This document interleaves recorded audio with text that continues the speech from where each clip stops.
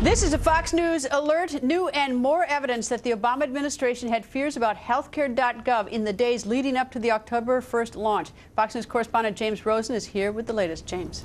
Greta, good evening. These documents were released by the House Energy and Commerce Committee, the GOP-controlled panel that had primary legislative oversight over Obamacare when it was snaking its way through the Congress. Among those on the sending and receiving ends of some of these emails were Henry Chow, the project manager for the healthcare.gov website for CMS, the agency with oversight responsibility, and also Todd Park, the chief technology officer at the White House.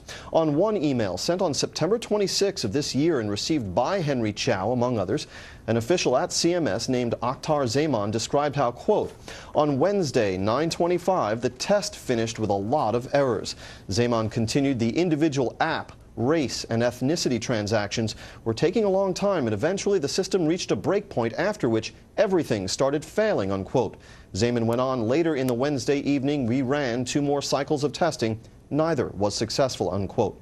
The next day, Chow wrote to CMS staff in all caps, and I quote, I do not want a repeat of what happened near the end of December 2005 when Medicare.gov had a meltdown. This, Chow said, is to get your attention if I didn't have it already. And just 3 days after that, Greta, Todd Park, again with the White House, emailed his team, massive kudos again for the incredible progress the team is making. What some might consider just 2 days before the launch, a kind of a heck of a job brownie moment, if you will. Indeed. James, thank you. Thank you. So we have to ask, where is the transparency? Fox News chief White House correspondent Ed Henry grilling Deputy White House Press Secretary Josh Earnest. Would you consider turning over some of the emails between White House officials in the days leading up to healthcare.gov instead of the drip drip from Republican Darrell Issa?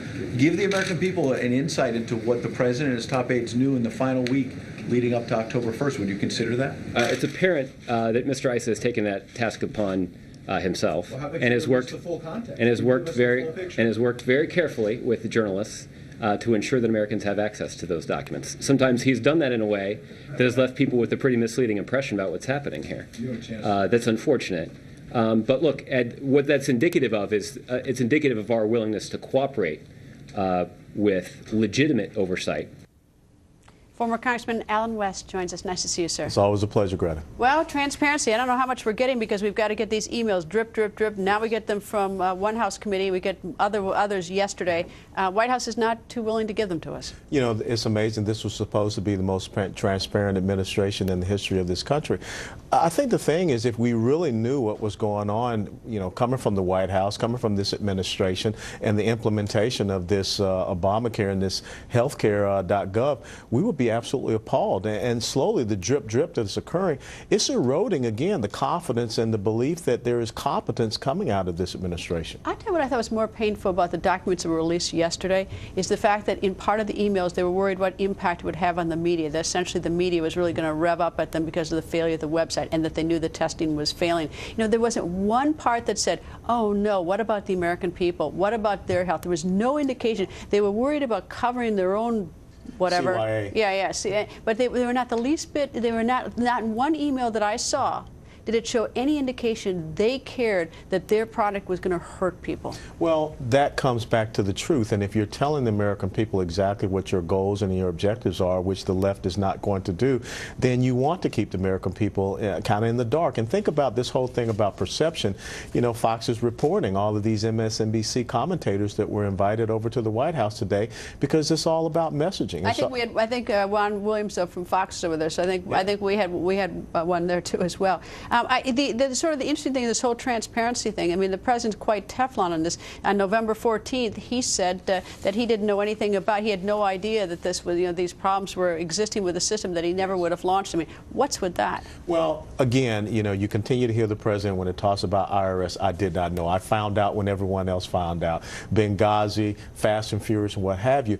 You know, that's not an excuse anymore. If you're the leader, if you're the chief executive officer of the United States of America, you're supposed to be having these cabinet meetings, these staff meetings, you're supposed to get updates. You're supposed to know the questions you should be asking of your cabinet members and your staff to ensure that you're informed. Because if not, how can you expect the American people to believe in you? And you see the trust that the people have in President Obama. It's just declining right now. Well, it's sort of curious. I mean, that whole, you mentioned Benghazi. It happened on 9/11, and I think it was about on the 25th of September. 2 weeks later, he was at the UN. He's still talking about that video. Was he disconnected, or was he trying to be slippery? Then you have this situation where on the 14th of November, he says he had no idea there was no problem. Is he uninformed? Was he not curious? Didn't he ask someone in the White House, hey, how's it going? Yeah. And if so, if he did ask that, did they lie to him? Well, there are two things. Either we have a president that is so detached, or we have a president that no one trusts telling him what is going on and the truth. I mean, the emperor has no clothes. It's kind of like the Potemkin village of Catherine the Great, where everyone is telling him, hey, it's fine, everything's good to go. Is that what you think is happening? What do you think is going on? I think there's something intentional going on there. I think that the president does know what is happening, but he continues to go out and blame others. He continues to go out and talk about excuses because he believes that he has some type of Teflon approach. And I think when you are enlisting other members of media sources to come in and give them some talking points, that is his sense of, you know, that's my get out of jail free card. As I recall, though, during the Bush administration, to be fair on that point, or at least from my perspective, is that President Bush oftentimes had the conservative radio talk show host come in. I mean, I remember a couple of videos. I mean, I think that's sort of a White House thing, that you sort of you try to manipulate the press. But he got beat up, you know, from both sides, no matter what. Well, but the thing that's curious here is that he just says things to us that simply aren't so. And the question is he uninformed, or is he not telling us the truth? And that's the problem. But let me ask you about one other thing, and that's about this knockout game, which is really a crime. It's horrific. It's not a game. It's a crime. It's even murder. When we passed each other, he punched me in the face. It's called the knockout game. Unprovoked attacks on strangers for the fun of it. Why would you do that to somebody? It's terrible for something like that to come to our neighborhood. Deaths have been recorded in New York and New Jersey. Would you want that to happen to your little brother or your little sister or your mom? On the Record has been reporting on these violent attacks all week, but few community leaders and few in the media are willing to talk about it. And as we talk about this spreading crime, take a look at a few of the attacks caught on camera so you know what to look out for. Congressman West, this horrible game, you know, first of all, you have these, it's a group of people, a gangman might not be the right word, and after it's done, everybody laughs at doing it, at the sort of, as the victim is lying there suffering, in some instances even murder. But the question of race, I mean, you know, frankly, you know, so far it's been African Americans, as far as I can see, on whites. I don't know if it's completely that way, but that's what we've seen. Well, that is true. That is exactly what you're saying. And this talks to the state of depravity that is in the black community right now. And again, where are these black leaders that should be talking about this breakdown? You know, where are the parents? Where are the guardians of the black community to say, this is unacceptable behavior? Now, this is what's going to end up happening. At some point in time, one of the people that's going to be attacked is going to have a concealed weapons license. And they're going to draw down, and unfortunately, someone's going to get shot. Then what is going to happen? You're going to hear all of the rhetoric coming out from the Al Sharptons, the Jesse Jacksons, that this unarmed black teenager was shot and killed and assaulted, when right now they should be out there stopping this so we don't get to this point.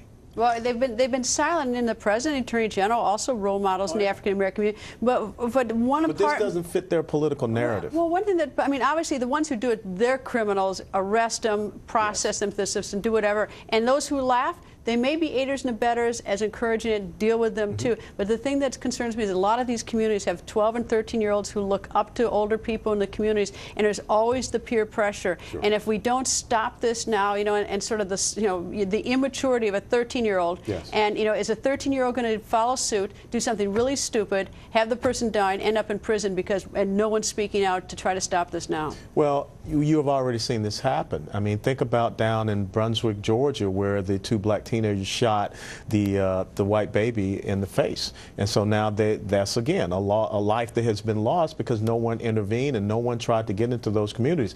We've got a breakdown. It's not just the family, it's the education opportunities, it's the job opportunities. We should not have these roving gangs that are out there saying, we're going to knock someone out just for fun. They should be studying.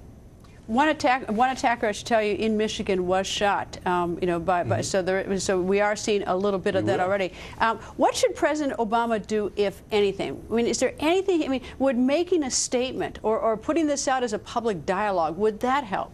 I think it would help, because you can't just cherry pick when you're going to, intervene. You can't look at the Skip Gates issue and say that the police officers up there in Cambridge Harvard. absolutely acted stupidly. You can't jump in and say Trayvon Martin could have been me or could have been my son, and then you have these instances where you just complete laissez-faire. So I think this is an opportunity for him to show some leadership, but once again, it doesn't fit that political narrative. How about Jesse Jackson and Reverend Sharpton?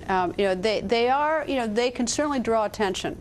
And so they can draw attention to important issues. Why are they silent? There's no profit in it for them. There's no political gain, no political advantage for them. So why How about helping these neighborhoods? Because, this is terrorizing some of the inner city neighborhoods. But they don't care, because they live off the victimization. And so therefore, as long as you have black communities that see themselves as victims, that helps to perpetuate their existence. Now, all of a sudden, if you jump in, why are they saying anything in Chicago about the black-on-black crime? Because they don't have a point in that. It doesn't elevate them whatsoever. And that's why these guys should be totally irrelevant and should not be listened to whatsoever. Well, we've got to get this dialogue going. We can't do it just from on the record here at 7 o'clock at night, because that's not going to start the dialogue, but we're trying. Anyway, Congressman, nice to see you, sir. Let's you and I go into a black community and let's have a forum. I'll go. For 12 years, I've represented poor people. I have more experience on the street being a sort of a community activist in the cities than a lot of people, other people. Well, let's have a road show. We indeed will. Nice to see you. Pleasure. And coming up a little later, there's news of more knockout attacks in several major cities. What happened and where? We're going to have several reports of the very latest. That's coming up.